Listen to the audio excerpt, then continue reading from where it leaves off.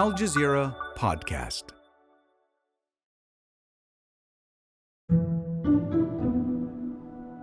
After wading through the Rio Grande, a young girl bends down to hold her leg. She and her family have passed through a sharp web of razor wire, which cut the girl on her way out.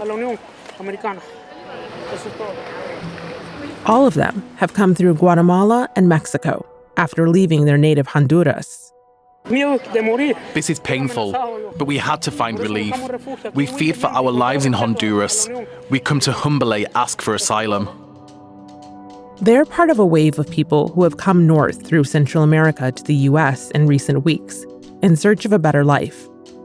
This year so far, more people have passed through the dangerous Darien Gap between Colombia and Panama than ever before in a single year. And in the U.S., the government says at least 230,000 people have come since August. The city of El Paso only has so many resources, and we have come to what we look at a breaking point right now. Shelters on both sides of the southern U.S. border are now filled to the brim. Despite the cut on her leg, people like this young girl and her family who crossed over are the lucky ones. There are tens of thousands of others behind them on the other side. Today, a look at those journeys and why they're happening now. I'm Malika Bilal, and this is The Take.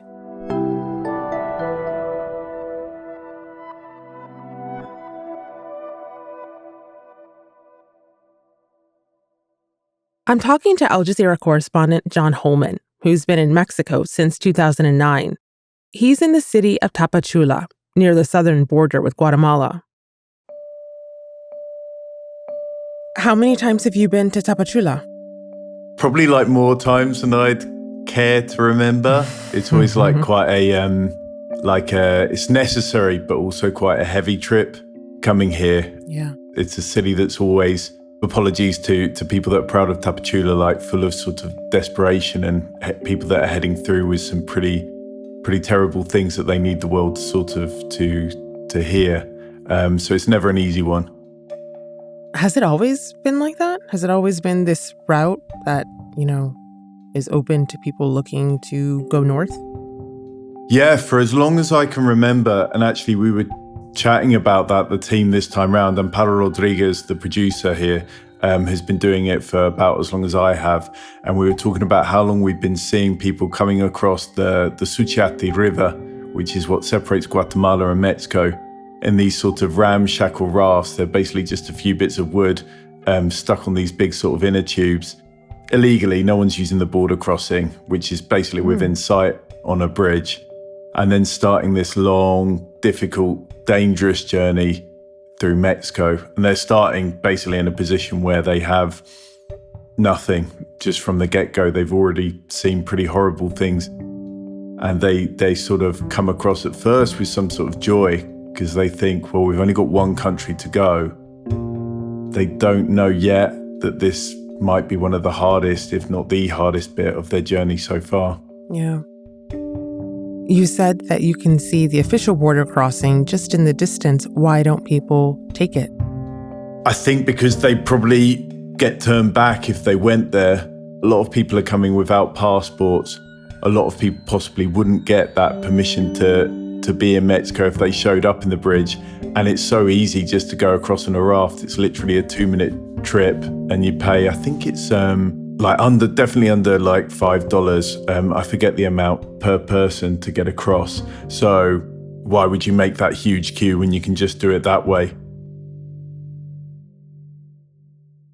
So John, walk me through what you have seen the past few days in Tapachula and on the banks of the Suchiate River.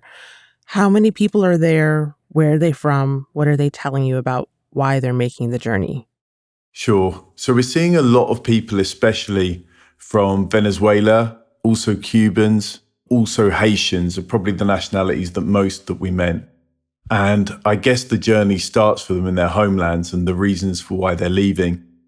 In terms of Venezuela, that country's been in trouble economically for a long, long time, no? But it seems that things have got worse recently, and that's pushing more people out. There's now 7 million Venezuelans that have fled from the country in recent years, but it seems like there's a fresh wave of them that are going. In terms of Haiti, that's a country where 80% of the capital's in control of gangs, according to the United Nations, and about half the population doesn't have enough to eat, but on quite a big scale. So it's also a country where people are fleeing from. There's also Cubans. What they told us is that things are getting worse in their country as well, that in terms of blackouts, lack of electricity, lack of internet, sometimes lack of water and food. So we see a lot of them on the route, Nicaraguans too. So countries basically around the region that are having fresh times of troubles, and they're choosing to take this road to the United States. I guess there's probably also pull factors as well. The same ones as ever, some people choosing to hand themselves in at the border, guessing that their case is going to take so long to process because of the US's backlog system that they'll be released maybe even for years in the United States while that happens. And people, that information gets down the line via WhatsApp groups, friends, maybe relatives that have done that are in the United States. There's also an increase in people passing through the Darien Gap, rainforests and swamps that stretch between Colombia and Panama. Over 400,000 people have already crossed through it this year, a record number. Al Jazeera's Latin America editor, Lucia Newman, has been there reporting. There is just no room. Every day receives a tsunami of migrants of 3,000 at least. So you can imagine the sanitary conditions here are absolutely appalling. The health services, absolutely insufficient. Mud everywhere, children hungry, and we're hearing of more and more people who are dying along the route. John says it's not just the walk that's incredibly taxing. It's also the people that migrants find there. It's also groups that prey on migrants in there that rob, rape, kill people. People were telling us about dead bodies that they've been seeing up the route. We had one small boy who our producer Amparo Rodriguez made friends with yesterday, just describing in detail people that he'd seen that were shot, a Haitian lady and child that were drowned in the river, and after that the dad just decided he didn't want to live anymore and threw himself in. Things that we can't verify individually each case, but we know that that's the sort of thing that's happening in the Darien Gap. Oh my goodness. So when these people get to the riverbank of the Suchiate, they're already pretty messed up by what they've seen. After the horrors of the Darien Gap, I can see those listening to this story think, why wouldn't they want to seek asylum in Mexico? Mexico must seem like a refuge after all of that, but it's not. Why is that? I think that people have the separate mindset, and just talking to people, not just this trip, but through the years, God, if we've suffered so much and we've got this far, why wouldn't we push on to the end destination, the United States? So a lot of people have that mindset. We actually got the chance to talk to the head of Mexico's refugee agency, and there are long queues of people turning up for the first appointment to get asylum in Mexico. But he said, and when we talked to people, it sort of bore it out, that maybe about 70% of those people have no real interest in asylum in Mexico. They just want a slip of paper, which means that they can be in Mexico as a whole, and then they can travel through the country. It was something that he said, we're not a travel agency. That's not our point with people wanting asylum here. But especially in the people that we met, almost no one was interested in that. They see it as like, we're just one country away now. We need to get through this to our promised land, the United States. People they're fleeing conscious of the fact, almost all of them, that they've got family back home and that they want to be able to provide for their families. Their line was, we're not asking for anything. We're not asking for handouts. We want to work in the US. Of course, the United States, a lot of people would take a different view of that. They'd say, if you're economic migrants, then you're not eligible for asylum. So we've got no reason to accept you within that rubric, no? But these people, they're not really aware of that. That's not a debate in their own mind, no? Their perspective is just, I'm desperate. There's not enough for my family back home. I'm heading north and hopefully I get there and I can work and that's good for everyone. Tell me about Genesis, a woman you met from Venezuela on the banks of the Suchiate River. Yeah, Genesis was really... We met them in Guatemala, in the nearest town, and she and her group were just really upbeat. She's got 3 children, and they were getting on the raft from Guatemala, and she was, clapping and smiling, and we talked on the other side of the river, and she's just like, just one country more, she's feeling pretty joyful about it. And then there's a camp on the banks of the River Suchiate on the Mexican side. And that's people that are waiting for government buses to take them a little bit up the route to sort of depressurize the Mexican government puts it at the border. But some of them have been waiting there for more than a week because there's not enough buses. So Genesis and her group decided, no, we're not going to wait. We're going to walk to Tapachula, the nearest city, which is a sort of migrant hub, and we'll get processed there. That's about 30 kilometers away. So they started walking and we walked with them. I guess they're used to it by now. That's what Genesis told me. Those long distances seem pretty hard for them, pretty hard for the children. They're quite a unified group. And it's interesting that for me, they said that's what you need when you go up the route because other migrants as well can steal from you. You never know who you're going to, like any situation, who you're going to encounter on the way. So we don't let other people in. We travel together. We've been through the Darien Gap. We know each other and we know that we're going to help each other. We kept in touch with them. That night, they managed to get a small bus to take them to Tapachula and they were sleeping in the bus station. So I guess it's another sign of, you start the morning full of joy, you got into Mexico. By the night, I think you've realized how hard it's going to be, Tapachula is in an emergency situation. That's what the head of the refugee agency told us. So they're going to be now involved in long, long queues to try and get a piece of paper that says that they can remain in and then maybe travel through Mexico. So tough for them from now on in. Some of the reasons why those queues are so long after the break.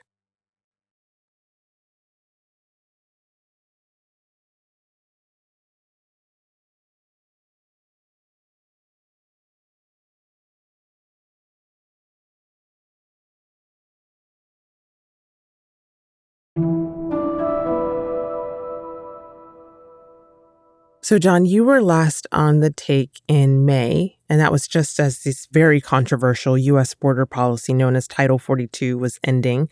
It had allowed the U.S. to turn away people on the spot at the U.S.-Mexico border due to COVID-19. And back then, the conventional wisdom in the U.S. was that the policy ending would make it easier to get across the border. Fast forward to today. Is this more like what people expected to see back then? Because these are record numbers that we didn't see after the end of that policy. Yeah, that's what some think tanks are saying. And I think we even perhaps talked about that when Title 42 ended, that we were surprised at the low number of people, but we were wondering if there might be a wait and see, that people waited to see exactly how strict the new rules were before they then attempted it. So that's one way of explaining this, that it's sort of a delayed influx of people heading north now that they know what the lie of the land is and exactly how tough it is in the post-Title 42 world. I think, as always, there's this huge mishmash of different reasons, no? The push and pull factors we were talking about. There's also a lot of people smugglers, no, that are involved in this, and it depends also on what they're telling people. It almost seems sometimes to me like the stock market. It doesn't really matter what the reality is. Perception is everything, no? And that affects how the numbers go up and down. John, we have seen, as we said, a record number of people crossing the Darien Gap between Colombia and Panama this year. In the U.S., Eagle Pass, that's a city in Texas, declared a state of emergency because of the amount of people coming in. You had the head of Mexico's refugee agency telling you he has never seen this many come in before. What do you think is going to happen in the next few weeks and months based on the people that you've been talking to? What the head of the refugee agency told me is we've been seeing 6,000 people every day crossing the border into Mexico. But he did also say that he felt like in the last couple of days, maybe that the number had started to go down slightly. So if that continues, obviously, then that will be sort of the end of this period of influx. But on the Darien Gap, I've just been watching it all year and seeing it sort of go up and up. It's only been going in one direction. And whether that continues, I guess, will depend not just on the pull factors of the United States, but also on what happens in these countries. It's something the Mexican president, who's also been controversial over migration, has, stuck to since he's been in power. And he said, we've got to also deal with the root causes of this. And I guess that's what he's talking about in terms of if things in countries don't get better, it doesn't matter what the rules are in the north, they're at least still going to start coming because they feel on their end that they've got very little choice. So it depends what happens on the region as well. John, thank you so much for taking time out of your reporting to talk to us. Appreciate it. Yeah, thanks to you. And that's The Take. This episode was produced by Ashish Malhotra and Sonia Bhagat, with Amy Walters, Chloe K. Lee, David Engers, Veronisa Campana, Khaled Sultan, Miranda Lynn, Sarí el-Khalili, Zainab Badr, and me, Malika Bilal. Alex Roldan is our sound designer. Alexandra Locke is The Take's executive producer, and Ney Alvarez is Al Jazeera's head of audio. We'll be back.